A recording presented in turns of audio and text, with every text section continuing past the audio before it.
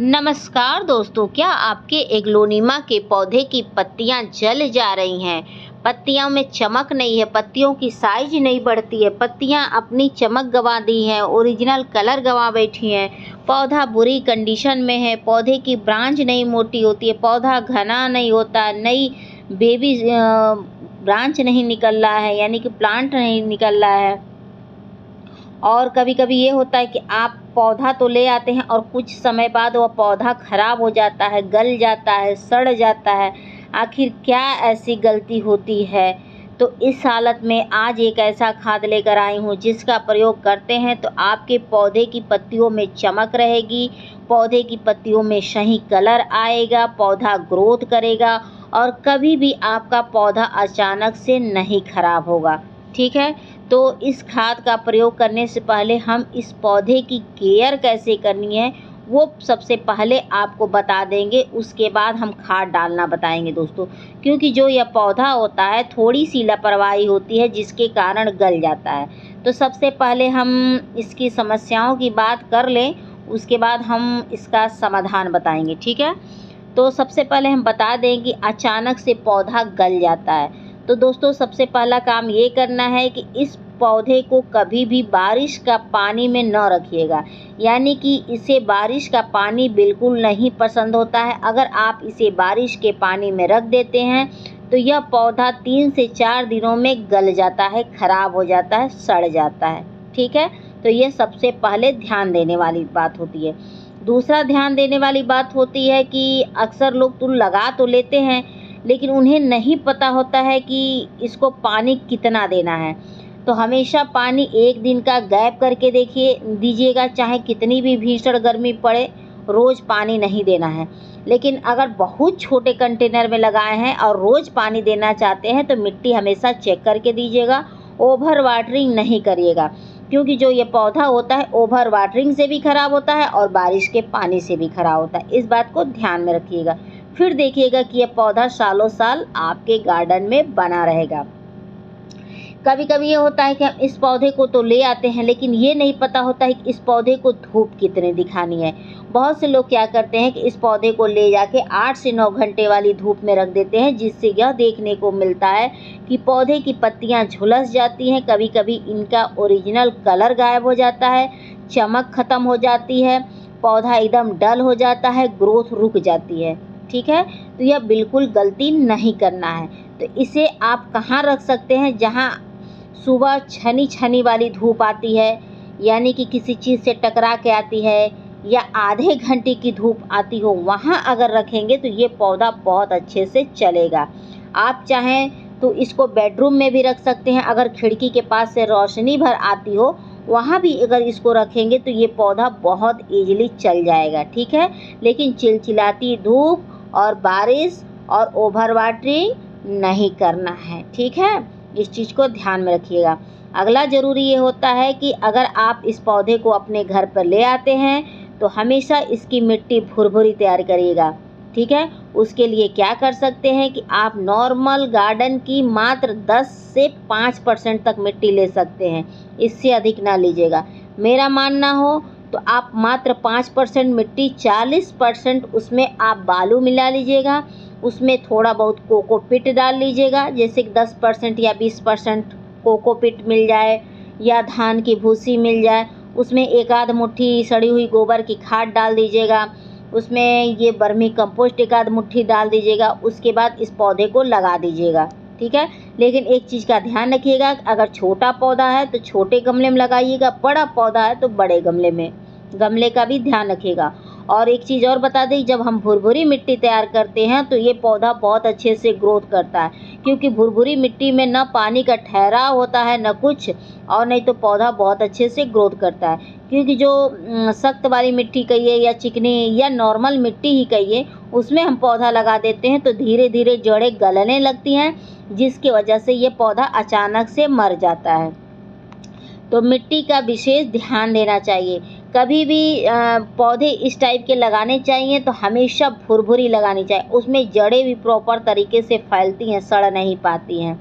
अगर मान लीजिए आप नहीं पानी डाले हैं, कोई और डाले तो ख़राब कर देंगे ना। मान लीजिए जब तक आप हैं चेक करके दीजिएगा, आप नहीं हैं तो कोई और डाल देगा। तो इन सब चीज़ को ध्यान में रखेंगे। मिट्टी अच्छी तैयार रखेंगे तो कोई भी पानी डाले कोई प्रॉब्लम नहीं होगी। अगला ध्यान देना है कि महीने में कम से कम 2 बार से 1 बार खाद ज़रूर दीजिएगा। नहीं 2 बार देना है तो 1 बार ज़रूर दीजिएगा, क्योंकि उससे थोड़ा पौधा जल्दी जल्दी ग्रोथ करता है और पौधा हमेशा स्वस्थ रहता है। ठीक है। खाद के रूप में जैसे कि आप फंगिसाइड पाउडर महीने में 1 बार ज़रूर मिट्टी के अंदर डालिएगा। आज तो मैं नहीं डालूँगी क्योंकि मैं कुछ दिन पहले डाली थी फंगिसाइड पाउडर, तो आप लोग ज़रूर डाल दीजिएगा, क्योंकि जो ये पौधा होता है बहुत जल्दी फंगस के चपेट में आ जाता है, जिसके वजह से अचानक से ये पौधा गल जाता है। तो उससे बचाने के लिए आप चाहते हैं कि पौधा आपका अचानक से न गले, इसकी जड़ें न सड़े, तो उसके लिए महीने में 1 बार 1 चम्मच फंगिसाइड पाउडर मिट्टी के अंदर ज़रूर डालिएगा। आप मेरे किसी पुराने वीडियो में देखिएगा, मैंने डाला है। और खाद डालने से पहले हल्की खुदाई कर लीजिएगा, ताकि मिट्टी थोड़ी ढीली हो जाएगी, तो जो खाद डालेंगे वह मिट्टी में मिल जाएगा और जड़ों तक आसानी से पहुंच जाएगा, जिससे यह पौधा बहुत जल्दी ग्रोथ करेगा। क्योंकि जब हम खाद डालते हैं और बिना खुदाई किए डालते हैं तो जड़ों तक पहुंचने में काफ़ी समय लग जाता है, जिससे यह देखने को मिलता है कि हमारे पौधे की ग्रोथ थोड़ी स्लो होने लगती है। इस बात को ध्यान रखिएगा। तो ऐसे कर कर के मैं हल्के हाथों से थोड़ा थोड़ा खुदाई कर दे रही हूँ, क्योंकि जो ये मेरा गमला है और खुरपी बहुत बड़ा है, उस हिसाब से मैं थोड़ा थोड़ा कर ले रही हूँ। तो अगर आपके पास नुकीली वाली खुरपी होगी तो उससे करिएगा। तो उसके लिए मैं पानी ली हूँ और उसमें चाय पत्ती और हल्दी डाली हूँ। हल्दी डाली हूँ इसलिए ताकि मिट्टी के अंदर कोई फंगस वगैरह ना उत्पन्न होने पाए और पौधा मेरा सुरक्षित रहे। और चाय पत्ती इसलिए डाला जाता है कि पौधे की जो पत्तियाँ हैं उनका कलर सही आएगा, चौड़ी होंगी, पौधे की पत्तियाँ जलेंगी नहीं बिना कारण के, और पौधे की पत्तियों में हमेशा चमक बरकरार रहेगी और पौधे सुरक्षित रहेंगे। ठीक है। इसका प्रयोग आप महीने में 1 बार ज़रूर करिएगा। सॉरी दोस्तों, थोड़ी तबीयत भी ख़राब चली है। उसके बाद पानी में मिला के और अच्छे से फेंट दीजिएगा, ताकि ये कुछ देर तक फूलता रहे, और फूलेगा तो पौधे की मिट्टी में डालेंगे तो जल्दी सूट करेगा। ठीक है। तो चाय पत्ती बहुत अच्छा होता है और इसमें सारे पोषक तत्व पाए जाते हैं, और ये प्योर ऑर्गेनिक होता है, कोई साइड इफ़ेक्ट नहीं होता है, पौधों को फ़ायदा पहुंचाता है, लेकिन थोड़ा सा स्लो पहुंचाता है, स्लो गति से काम करता है। और ये है आपका मल्टी विटामिन्स, इसमें सारे पोषक तत्व पाए जाते हैं जो हमारे पौधे की ग्रोथ को बहुत तेज़ी से फैलाते हैं। इसको अगर डाल देते हैं तो जो पौधा ग्रोथ ना करता हो, अगर आपने कटिंग लगाया हो तो कटिंग में बहुत जल्दी जड़ें बनने लगेंगी। अगर जड़ें बन गई हैं तो वो पौधा बहुत जल्दी से ग्रोथ करेगा। माने ये सारी समस्याओं को ठीक करता है। तो इसका प्रयोग आप महीने में 1 बार कर सकते हैं। मल्टी विटामिन है और ये बहुत फास्ट इसका रिजल्ट मिलता है, क्योंकि ये न ऑर्गेनिक है न रासायनिक है, बीज का है। ठीक है। तो इसका भी प्रयोग आप कर सकते हैं। बीज का इसलिए बनाया, मैंने मिक्स कर लिया है। उसके बाद मैंने ये दूध लिया है, कच्चा दूध आप अपने पौधे में अगर डालते हैं तो कैल्शियम भी मिलता है पौधों को, और प्लस जो पौधे की पत्तियों में चमक नहीं रहती है, चमक आने लगती है। जो पौधे की पत्तियां जल रही हैं, झुलस रही हैं, पौधे की ब्रांच मोटी नहीं हो रही है, पौधा लैगी लैगी सा है, इस सारी समस्याओं को ठीक करता है। इसको अगर आप डाल देते हैं तो गजब की चमक आपको देखने को मिलेगी और पौधा बहुत हेल्दी रहेगा। तो इसका भी प्रयोग आप महीने में 1 से 2 बार कर सकते हैं, 3 बार भी कर सकते हैं, इसका कोई साइड इफ़ेक्ट नहीं है। तो इसको आप डाल के देखिए कि आपका पौधा कितना हेल्दी रहेगा और कितना स्वस्थ रहेगा, कभी ख़राब नहीं होगा दोस्तों। ठीक है। हेल्दी और स्वस्थ दोनों एक ही होता है, लेकिन थोड़ा सा अलग अलग बोलना पड़ता है ताकि हर वर्ग के लोगों को समझ में आए। तो प्लीज़ गलत कमेंट ना करिएगा। उसके बाद मैंने ये चूना लिया है। चूना इसलिए लिया है ताकि जो पौधा है मेरा, उसकी ब्रांच बहुत मोटी हो जाए और पौधा स्वस्थ रहे। इसको डालने से होता है कि भरपूर मात्रा में कैल्शियम पौधों को मिल जाता है और ये प्योर ऑर्गेनिक है। इसको अगर डालते हैं तो असमय गर्मी में आपके पौधे झुलसेंगे नहीं, पौधे की पत्तियों की चमक समाप्त नहीं होगी, अचानक से पूरी पत्तियां नहीं पीली होंगी, अचानक से पौधा नहीं गलेगा, क्योंकि थोड़ा सा ये कीटनाशक का भी काम करता है, कीड़ों मकोड़ों को भी मारता है। तो इसका भी आप प्रयोग महीने में 1 बार कर सकते हैं, 2 बार भी करेंगे तो कोई साइड इफ़ेक्ट नहीं है, क्योंकि थोड़ा सा ये स्लो गति से काम करता है, ठीक है। लेकिन जब इसका असर शुरू होता है तो बहुत लंबे समय तक बना रहता है पौधे में। तो इसका प्रयोग आप ज़रूर करिए दोस्तों। एक चीज़ बता दें कि आप इसका प्रयोग आप अपने पौधे की मिट्टी के अनुसार करिएगा।